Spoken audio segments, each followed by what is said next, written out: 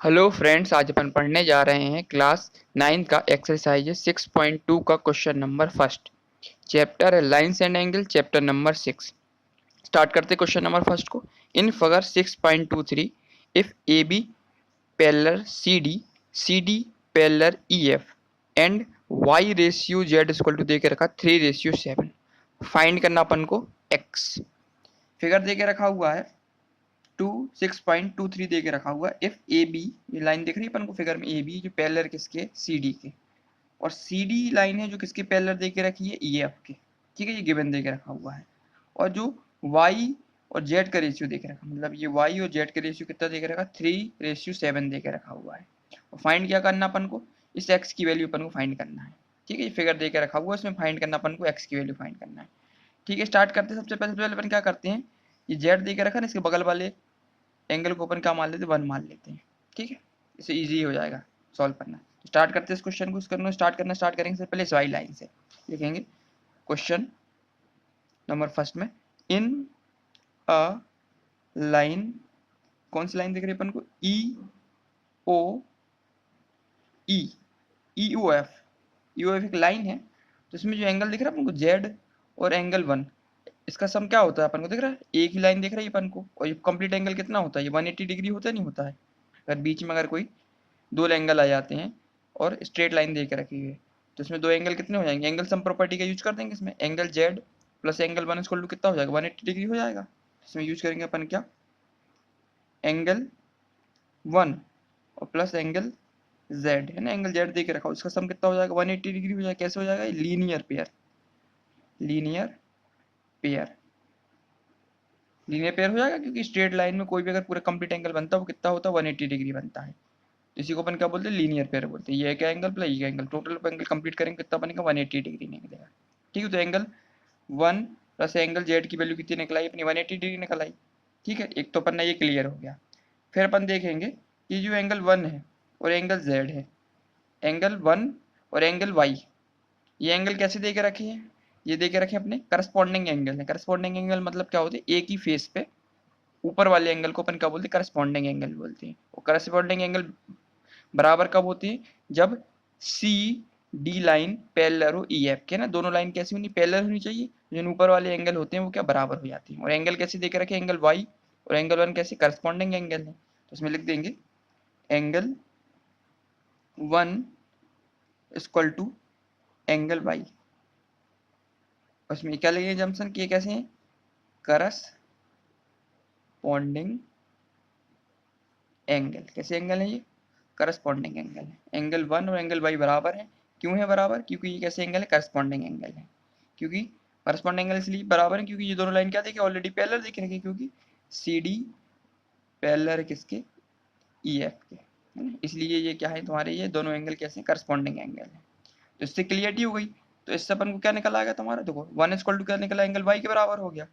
और अपन ने पहले वाले क्वेश्चन जो माना था, पहला वाला था angle 1 plus angle Z equal to 180 degree था। तो अपन 1 की जगह पे इसको पुट कर सकते हैं ना, वाई को। तो यहाँ क्या निकलेगा, angle Y plus angle Z equal to कितना निकल आएगा अपना, 180 डिग्री निकल आएगा। यहाँ 1 दे के रखा है, वहाँ पे अपन क्या पुट कर सकते हैं, वाई पुट कर सकते हैं। तो 1 की जगह पुट कर दिया वाई, जेड का जेड लिया, 180 डिग्री, 180 डिग्री निकला है। तो एक अपनी इक्वेशन बन गई, angle Y plus angle Z equal to 180 degree निकला है। ये क्यों निकाली, क्योंकि इसका रेशियो कितना दिख रहा है, 3:7 दे के रखा है, इसलिए अपन को वाई और जेड के टर्म में चाहिए वैल्यू। ठीक है, अब इसका रेशियो क्या दे के रखा गिवन में, लिखेंगे so ratio of Y ratio Z equal to कितना दे के रखा, 3:7 दे के रखा हुआ है। तो अब सम कर लेंगे, लेकिन सम ऑफ रेशियो, सम कितना निकलेगा रेशियो का, 3 प्लस 7 इक्वल टू कितना निकला, 10 निकल जाएगा ना सम करने के बाद। अब अपन किसकी वैल्यू निकाल लेंगे, वाई की वैल्यू निकाल लेंगे।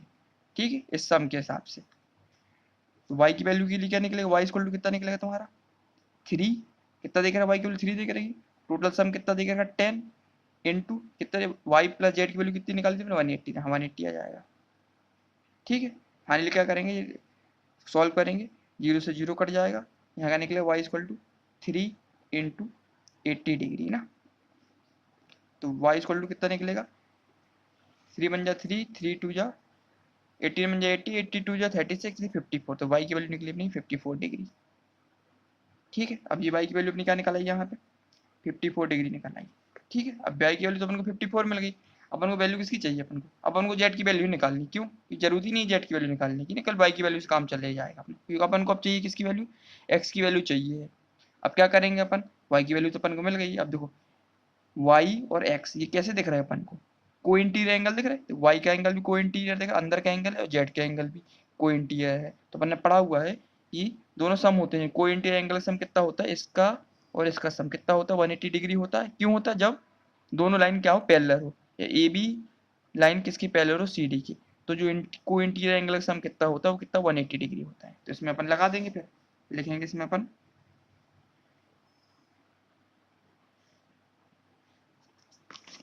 लिखेंगे फिर इसमें नाउ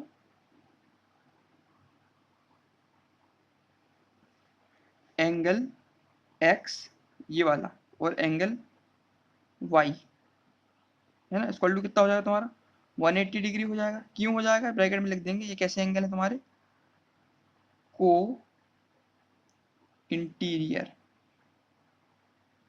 एंगल, को इंटीरियर एंगल, को इंटीरियर एंगल ऑफ सम कितना होता इज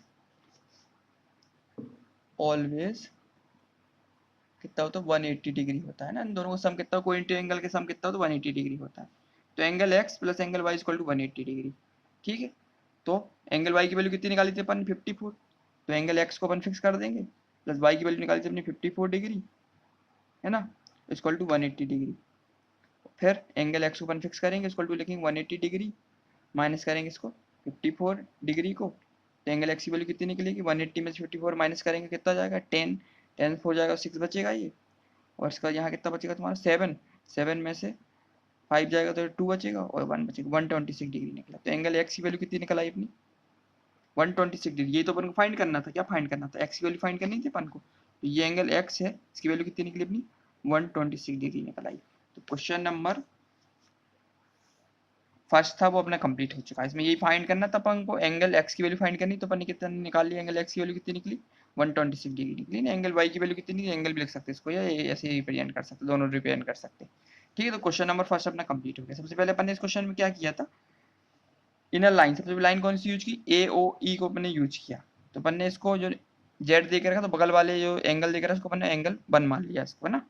तो angle 1 plus angle Z total कितना होता है 180 डिग्री होता है। क्या होता है, लीनियर पेयर होता है ना, पूरा कंप्लीट एंगल कितना होता है 180 डिग्री होता है, किससे, जंक्शन के थ्रू, लीनियर पेयर के थ्रू। ठीक है, तो एक तो अपन ये कर लिया, और plus angle 1 equal to angle Y, जो एंगल ये 1 दे के रखा ना, और ये एंगल ये वाई, दोनों कैसे हैं जी, करस्पॉन्डिंग एंगल है ना, एक ही प्लेन में बने हुए हैं, क्योंकि सी और डी पैरेलल किसके, ई और एफ के, इसलिए ये दोनों एंगल कैसे करस्पॉन्डिंग एंगल है, इसलिए एंगल 1 है जो किसके बराबर है, एंगल वाई के बराबर है। तो इन दोनों के जंक्शन सब लोग क्या क्लियर हो रहा अपन को, कि जो जो एंगल 1 दे के रखा वहां पे अपन यूज कर रखते वाई का, तो angle Y plus angle Z equal to निकला 180 डिग्री, है ना, अपन को एक पेयर मिल गया अपन को। अब इसका रेशियो दे के रखा था कितना, वाई और जेड का रेशियो कितना 3:7 था। तो अपन ने पढ़ा हुआ है जो रेशियो होता है उसका सम कितना होता है 3 + 7 इक्वल टू कितना 10 निकल आया। इसी प्रकार से अपन ने इसकी वैल्यू निकाली, इसकी सम के थ्रू वाई की वैल्यू निकाली, वाई की वैल्यू 3 थी, टोटल सम था 10, और ये कितना निकला सम इसका 180 डिग्री। तो उसको सॉल्व किया तो वाई की वैल्यू कितनी निकली 54 डिग्री निकल आई। अब वाई की वैल्यू मिल गई अपन को 54 डिग्री। ठीक है, अब अपन को इसकी वैल्यू चाहिए, एक्स की वैल्यू चाहिए थी। अब अपन ऑलरेडी पढ़ा हुआ है कि एंगल वाई और एंगल एक्स दोनों कैसे एंगल दिख रहा है अपन को, को इंटीरियर एंगल दिख रहा है ना। क्यों को इंटीरियर है, कि ए बी और सी डी कैसी पैरेलल है, और दोनों एंगल के अंदर के एंगल है। तो अपन ने पढ़ा हुआ है कि जो दोनों एंगल का सम होता है को इंटीरियर एंगल सम कितना 180 डिग्री होता है। तो angle X plus angle Y, angle X plus angle Y का सम कितना 180 डिग्री होता है। क्यों है, कि को इंटीरियर एंगल है, सम इज ऑलवेज 180 डिग्री होता है।